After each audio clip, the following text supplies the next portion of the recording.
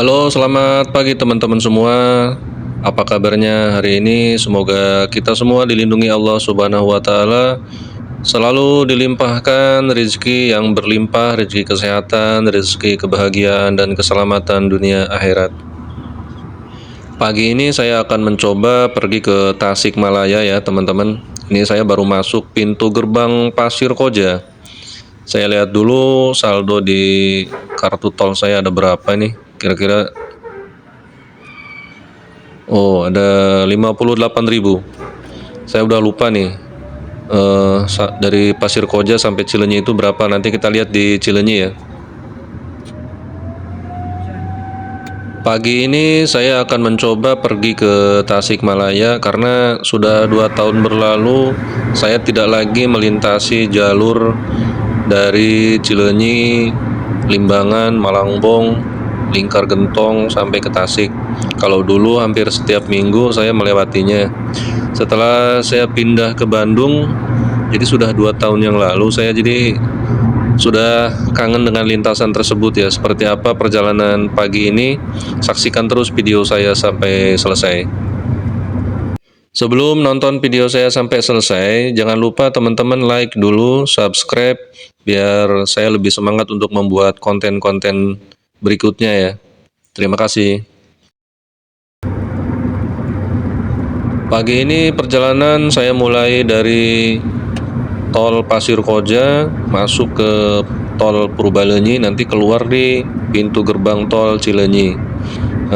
Pagi ini saya berangkat bersama istri menggunakan mobil tua, mobil Baleno 2003. Situasi pagi ini kondisi cuaca sedang turun gerimis, bukan turun hujan ya, hanya gerimis saja, tapi membuat kaca mobil menjadi kotor sih memang karena cipratan dari jalan tol gitu.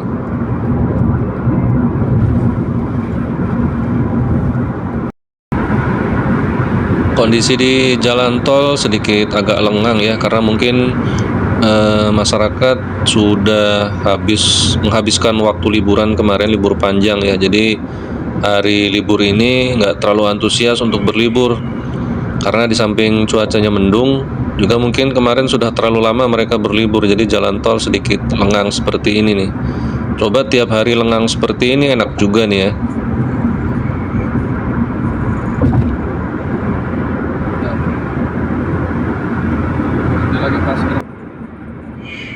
Oke, di depan sudah terlihat pintu gerbang tol Cileunyi ya. Nanti kita lihat. Tadi kan saldo saya 58.000. Nah, nanti di gerbang tol ini sisanya berapa. Jadi saya tahu jadi harga dari Pasir Koja menuju Cileunyi itu habisnya berapa ya. Kalau dulu kalau nggak salah itu sekitar 7.000. Nggak tahu kalau sekarang. Coba lihat. Oh, sisa saldonya 50.000 teman-teman. Berarti tadi kan 58.000, ini tinggal 50.000. Berarti ada kenaikan sedikit lah, jadi 8.000 sekarang. Kalau dulu saya sering masuk dari Cileunyi keluar Pasir Koja itu sekitar 7.000 memang.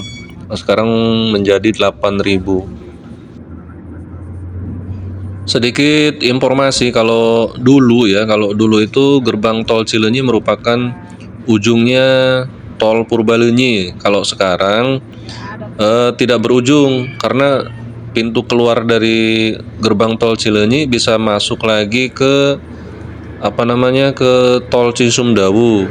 Nah, kalau mau keluar Cileunyi kita ambil yang lurus atau ke sebelah kiri. Nah, kalau mau ke Cisumdawu sebelum gerbang tol Cileunyi itu ambil yang paling kanan. Nah, ini pun setelah keluar gerbang tol Cileunyi, apabila kita mau ke Tasik, Garut, nanti jangan salah ngambil jalur ya. Di depan ini ada gerbang tol kosong seperti ini, kita lewatin saja. Nah, kalau mau ke Tasik ataupun Garut ataupun Jawa Tengah, kita langsung ambil kanan. Nah, ngambil kanan seperti ini. Kalau yang ke kiri itu masuk ke kota Bandung. Ambil kanan seperti ini, masuk ke underpass atau terowongan.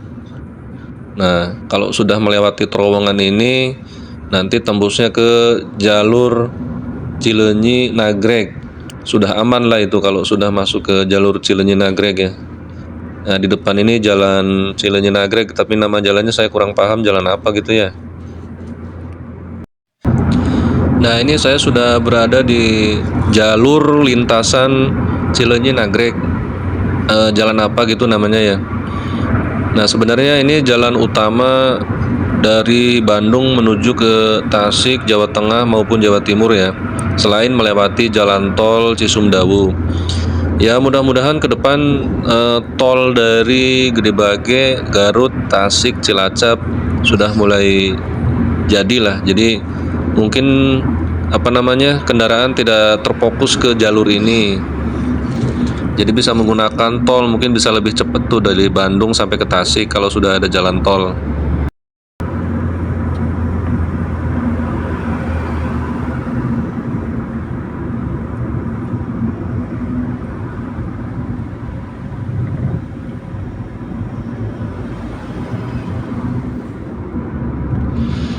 Oke, ini saya sudah berada di posisi di jalur Nagreg Lama ya.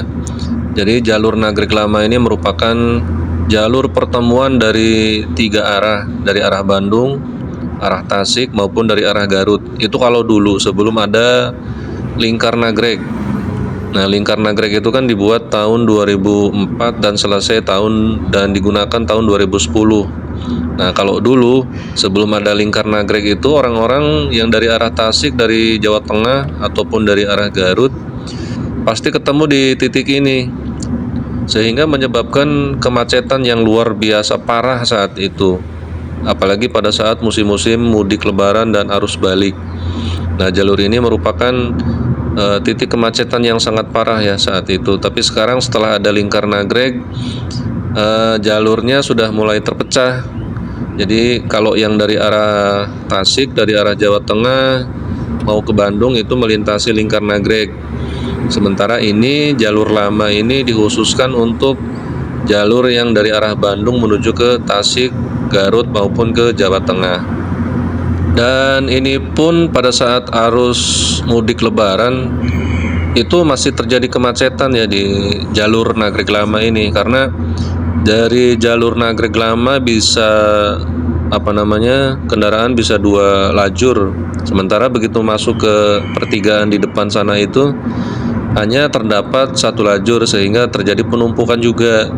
Nah, makanya saya berharap sih jalan tol yang dari Gedebage, Garut, Tasik, Cilacap itu segera jadi ya. Jadi mungkin warga yang dari Bandung mau ke Jawa Tengah, dari Jawa Tengah mau ke Bandung bisa menggunakan jalan tol tersebut, sehingga mempersingkat waktu tempuh. Kalau saat ini mungkin dari Bandung ke Tasik kalau menggunakan motor itu bisa 3 jam lah. Nah, kalau kondisi macet mungkin bisa 4 jam. Nah, kemudian saya sering naik travel tuh kalau dari Bandung menuju ke Tasik. Ya, itu kalau travel kan, apalagi travelnya yang door to door itu bisa sampai 4-5 jam ya dari Bandung sampai ke Tasik. Nah, kalau naik motor mungkin 3 jam bisa lah, karena motor kan bisa nyelip-nyelip. Nah, ini jalan Cagak Nagreg ini kalau yang ke kanan tuh menuju ke arah Garut, ini ke sebelah kiri ini menuju ke arah Tasik ya teman-teman.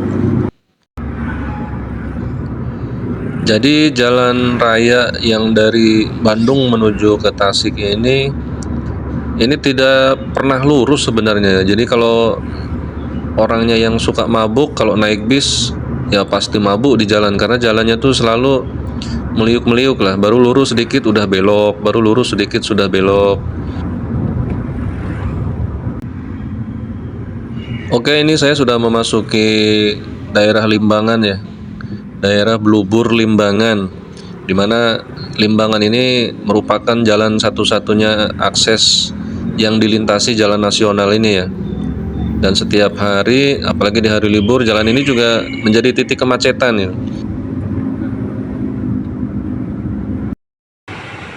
Oke, saya istirahat dulu di SPBU Limbangan guys, karena nggak tahan nih, dingin, cuacanya dingin jadi nahan pipis. Saya nggak isi bahan bakar dulu karena BBM-nya masih setengah. Dulu waktu saya masih di Tasik, jadi tiap minggu pulang ke Bandung itu melintasi jalur ini ya. Ya kadang juga melintasi jalur Singaparna Garut. Kalau lagi lagi bosan lewat jalur ini, ya lewat jalur Singaparna Garut. Memang sedikit agak melambung dan sedikit jalannya juga agak kurang mulus lah kalau jalur Singaparna Garut. Kalau ini kan jalannya mulus, lebar. Jadi kalau untuk motor saya bisa menggunakan eh, sisi sebelah kiri ya. Jadi kalau nyalip di sisi sebelah kanan itu ngeri-ngeri sedep tuh. Kalau kita nyalip tahu-tahu nongol mobil dari depan. Cuman saya kalau dari kiri resikonya paling kejeblos aja gitu kan. Nah, cuman kalau naik mobil, apabila di depan sudah ada truk seperti itu kan jalannya lambat sekali. Jadi ya harus sabar ngantri ya, sabar nunggu giliran untuk menyalip. Nah, itu kelemahannya kalau melintasi jalur ini. Kalau di depan itu ada truk tronton, apalagi truk trontonnya itu sampai 3, tambah harus bersabar. Nah, jadi seperti ini ya sepanjang jalan. Apabila kita dari Bandung mau ke Tasik, sepanjang jalan tuh ya meliuk-liuk seperti inilah. Jadi kelemahannya itu kita tidak bisa dengan mudah untuk menyalip mobil yang di depan. Apalagi yang disalip itu truk tronton, terus di depannya lagi ada truk, ada bis, itu udah susah banget itu nyalip. Karena bahaya sekali kalau nyalip di tikungan-tikungan seperti ini karena nggak kelihatan ya.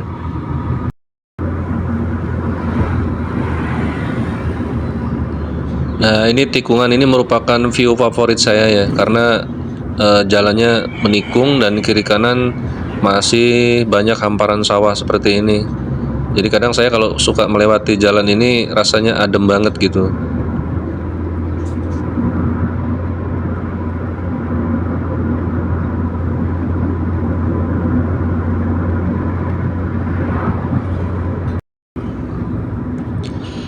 Nah, jadi jalur yang seperti ini sebenarnya ya saya seneng daripada jalan yang lurus. Itu sangat berbahaya ya, karena orang pasti pengennya nyalip seperti itu.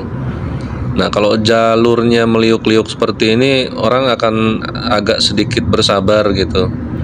Karena dia tahu bahayanya menyalip di tikungan-tikungan seperti ini ya.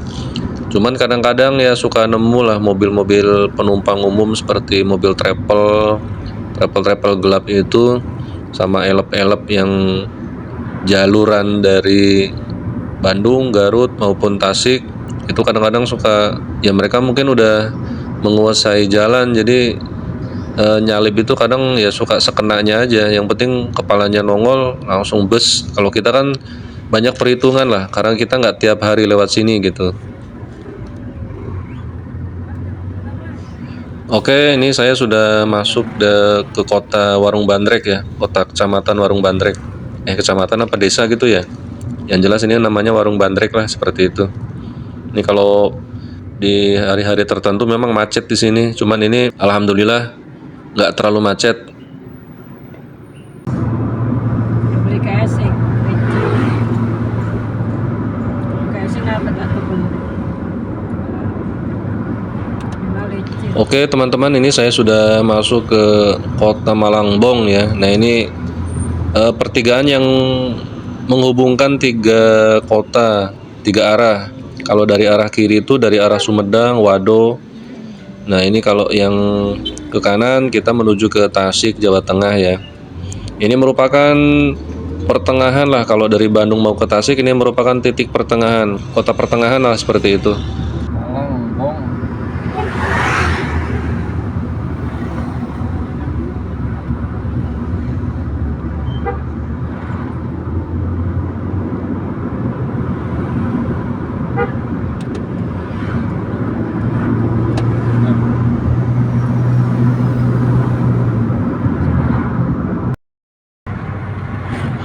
Oke, ini di depan sudah nampak gerbang perbatasan Garut Tasikmalaya. Nah, jadi dari Bandung menuju ke Tasik itu melintasi 3 kabupaten ya, Kabupaten Bandung, Kabupaten Garut, dan Kabupaten Tasikmalaya.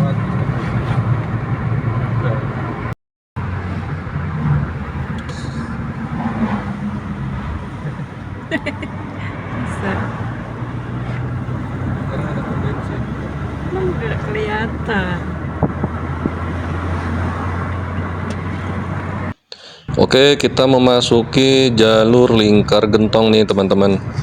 Kita ambil yang jalur kiri, jalur yang menurun. Nah, tadi kalau yang sebelah kanan itu jalur yang diperuntukkan untuk yang naik, yang dari arah Tasik mau ke Bandung. Kalau dari arah Bandung, kita masuk ke jalur yang sebelah kiri seperti ini ya. Ini jalur satu arah, jalur khusus untuk turun ya. Jalannya meliuk-liuk seperti ini. Kalau penumpang sebenarnya bikin pusing nih. Saya aja kalau naik travel tuh ya kadang suka nahan mual gitu ya, naik travel, naik bis. Tapi kalau nyetir sendiri seperti ini enggak sih, enggak pusing gitu kan. Nggak tahu itu kehebatannya di mana gitu. Kalau kita duduk jadi penumpang itu pasti pusing.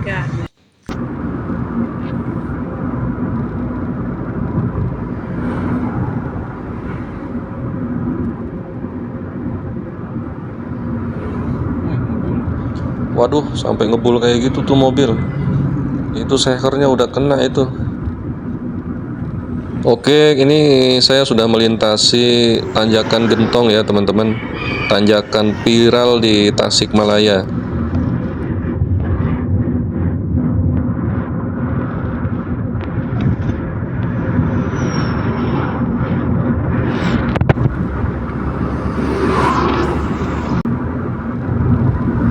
Ada HP-nya licin.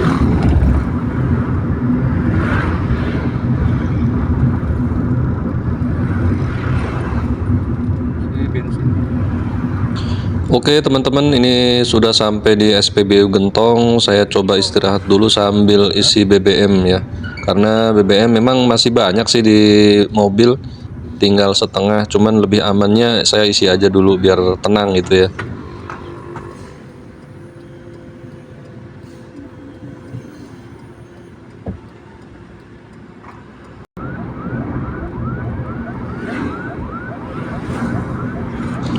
Oke, kita lanjut lagi perjalanan. Ini saya sudah sampai di Kota Ciawi.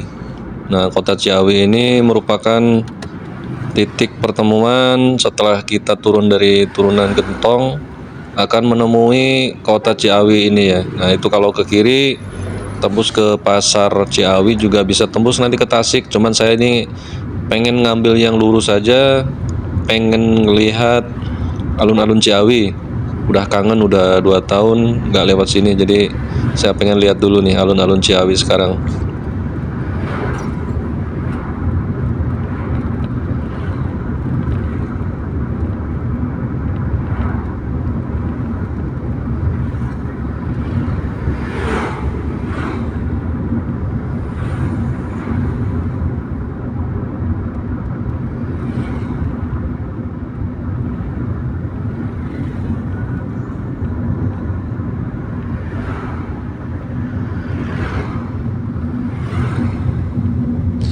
Oh iya, di Ciawi ini juga ada stasiun kereta api kecil sih ya. Tapi bisa juga kalau kita mau ke Bandung atau mau ke Jawa, kita kalau orang Tasik, kalau orang Ciawi di sini juga bisa lah naik kereta api di sini. Karena di sini ada stasiun tapi agak kecil gitu. Cuman kalau saya sering naik kereta itu dari Tasik ke Bandung maupun dari Bandung ke Tasik, jarang sih yang berhenti di Ciawi ini ya, kecuali mungkin kereta ekonomi ya.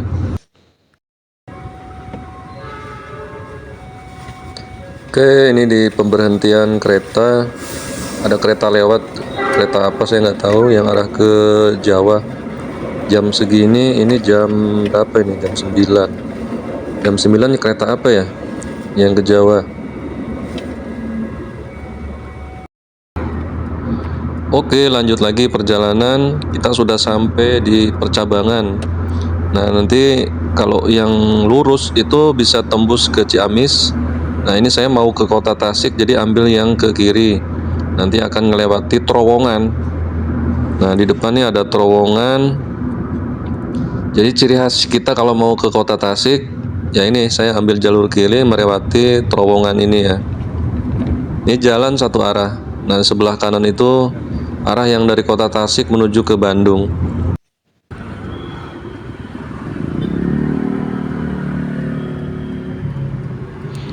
Oke, ini kita sampai di Simpang 5. Ini banyak percabangan arah. Kalau ke kiri bisa arah ke Ciamis, Dan kalau ke kanan bisa masuk ke kota, ini arah ini bisa juga yang ke kota juga nanti tembus ke Ciberem. Nanti saya ambil arah yang menuju ke alun-alun Masjid Agung ya. Saya udah lama nggak lihat alun-alun Masjid Agung Tasikmalaya.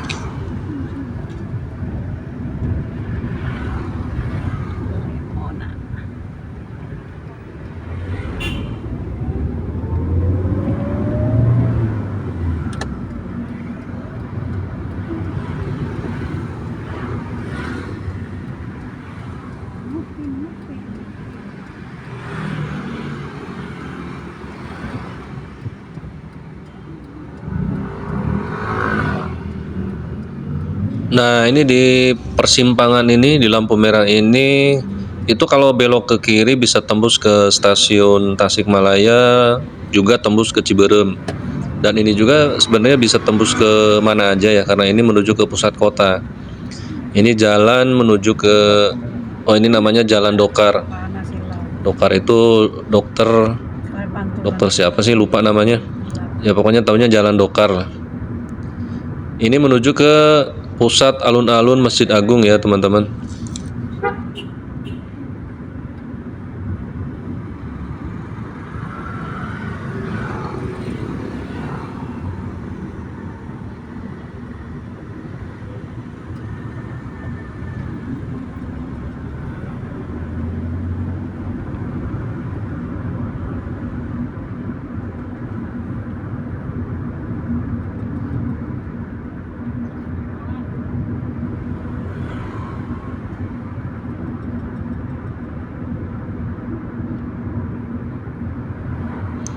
Jalan di depan kosong tapi lambat, ya wis, kita salip aja. Oke, ini di depan pusat alun-alun kota Tasikmalaya dengan ikonnya ada beberapa ikon payung seperti ini ya. Nah, tuh sebelah kiri ada ikon payung, kiri kanan nih. Jadi ikon payung ini merupakan ciri khasnya kota Tasikmalaya karena memang di Tasikmalaya ini banyak memproduksi jenis payung seperti itu ya. Payung-payung untuk pernikahan, bukan payung untuk sehari-hari sih sebenarnya. Payung untuk hiasan momen pernikahan dan acara-acara sakral lainnya lah seperti itu. Cuman di sini memang Tasikmalaya itu banyak home industri seperti sendal, sepatu, dan kerajinan-kerajinan tas-tas seperti itulah ya. Jadi tidak hanya di Bandung, Tasikmalaya juga merupakan sentra home industri kerajinan tangan, sendal, sepatu, dan itu bisa dijual sampai ke seluruh pelosok negeri yang ada di Indonesia. Bahkan waktu saya di Aceh juga ada sih yang jualan sendal dari Tasikmalaya ya. Memang kualitasnya bagus, diakui lah. Kualitas sendal, tas, sepatu yang diproduksi dari Tasikmalaya lumayan bagus.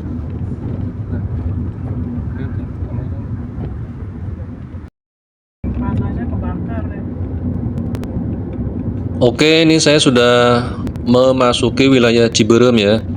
Jadi wilayah Ciberem ini terkenal dengan, bukan terkenal sih, tempatnya depot Pertamina Tasikmalaya ya. Jadi depot Pertamina yang ada di Ciberem ini merupakan persinggahan kiriman BBM dari Cilacap, kemudian didistribusikan ke wilayah Priangan bagian timur. Nah, ini sebelah kiri depot Pertamina Tasikmalaya. Sebelah kanan ini Komplek Auri Lanud Wiryadinata. Dulu memang saya pernah 2 tahun tinggal di daerah sini ya. Jadi makanya kenapa saya pergi ke Tasik setelah 2 tahun yang lalu, memang ya kangen tempat ini sih.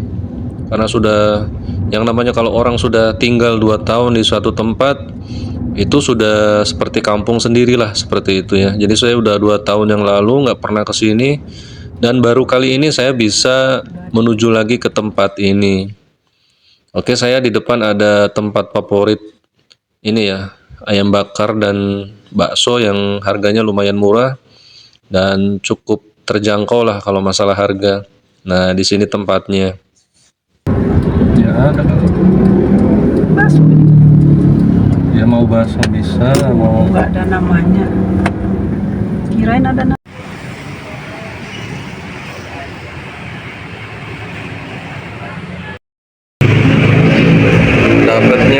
cuman bakso, nggak apa-apa lah kita makan bakso aja hari ini. Nanti siang baru kita cari makan nasi. Karena tadi di sini saya tanya ayam bakarnya ternyata nggak ada, adanya bakso. Ya wis, ora popo.